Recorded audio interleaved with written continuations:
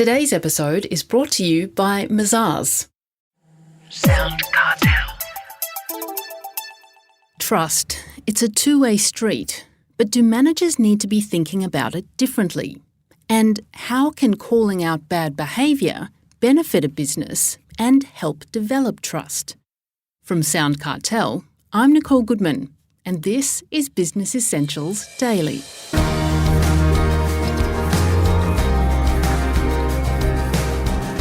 Managers waste far too much time and energy following an outdated idea that trust must be earned and not given. That's the view of Mark LeBusque, Harvard-trained consultant and founder and director of The Human Manager. Mark also believes that bad behaviour in the workplace must be called out. But can the trust of employees be returned by management supporting staff who choose to speak out? Mark will tell us a bit later. But first, he explains to me why implicit trust should be given to staff from the word go. The amount of time that one needs to spend on keeping an eye on what people are doing well to then trust them takes away from a whole lot of other things they could be doing, like getting on with working on the business, on the strategy of the business, acknowledging the good work their people are doing rather than looking for the bad stuff. So really, time is precious to us in the workplace, and I think managers should start to realise that if they just trusted implicitly, they would get a whole lot of time back to work on more important and productive things than micromanaging and looking over the shoulders of their people. And why do you think trust has become such a critical issue in the last 12 months or so? I think the way that we've looked at trust pre-COVID has been that we've had to change and reimagine what trust is. Can I trust that someone is doing their work versus outside playing with their dogs or doing something like this? Trust has always been about seeing what's going on. Now we've just got to be in a situation where we say, I trust that that person that is working for me is working and the work's getting done. And what we've found from this, I'm going to call it an experiment, is that it's actually worked, is that we have to just trust that people turn up with good intention to do good work. So I think there's been some really good outcomes on building trust, although the Edelman Trust Barometer tells us that trust is still going down in leadership and media and government. So a lot of work to be done still. Well, it may sound obvious, but why is trust such a critical factor in hiring the right people for your business? Well, I look at trust in three ways. One is motive, and that means, do you have my back? One is capability, can you do the job? And the other is reliability, do you do what you say you will?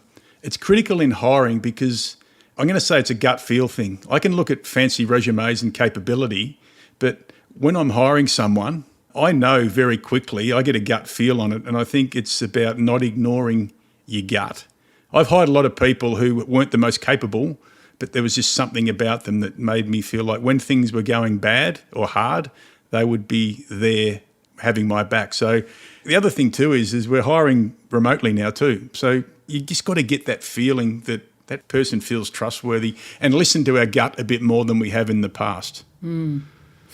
For managers with an open door policy for reporting of bad behaviour, how do they avoid a revolving door of tattletaling or petty complaints? I think it's critical to set boundaries here, to be really upfront with your people about, when you come to me with your little story that you've created or that you made up in your head or whatever it might be, or someone else told you, I'm going to ask you this question: have you spoken to that person? So I think that's a really important boundary is let's not go on hearsay, let's not go on this is my story and this is my self-serving story. Let's go with, have you actually spoken to that person about that before you come to me? I think that would get rid of about 80 or 90% of that sort of petty stuff that goes on in organisations. You have 3 reasons why stepping up and choosing not to look away can benefit the business. And the first is to redefine and set the new standard for leadership. Every time something is not right in the business, it provides an opportunity for people to step into their new standard of leadership and for what's acceptable. It's the lowest denomination of behaviour is what we accept. What I'm saying is take that to the other degree and role model the sort of behaviour that you want not just yourself, but for others to demonstrate in the business. And if that includes calling out the bad behaviour, not just at your level, but above your level, even though it's risky, I think that's how we start to set a new standard for what's acceptable in an organisation and what isn't. Well, the second reason is one we see reported in the media all the time, and that is that these role models actually give others the strength to follow.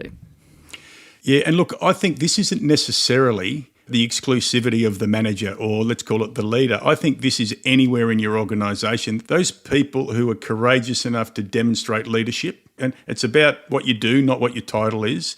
You know, many times I walked out of meetings and someone would be like, "Oh, that was amazing what you just said in there." And I'm like, well, now it's your turn.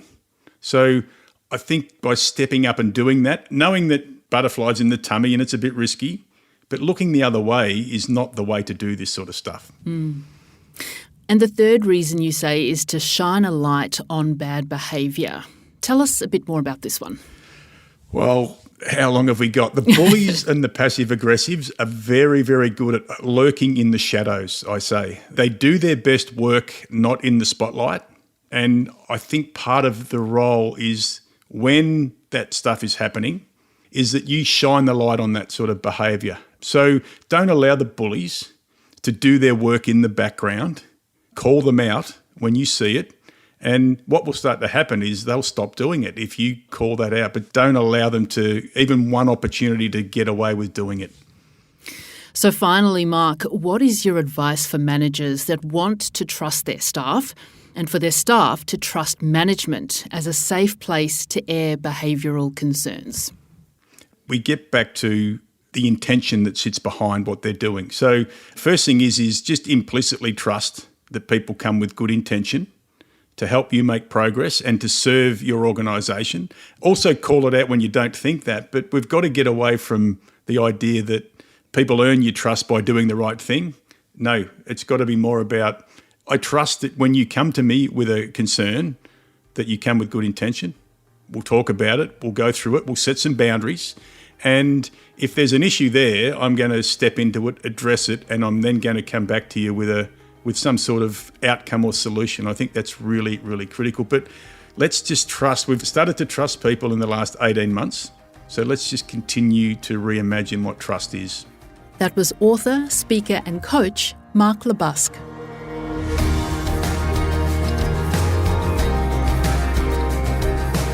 This episode of Business Essentials Daily is produced by the team at SoundCartel.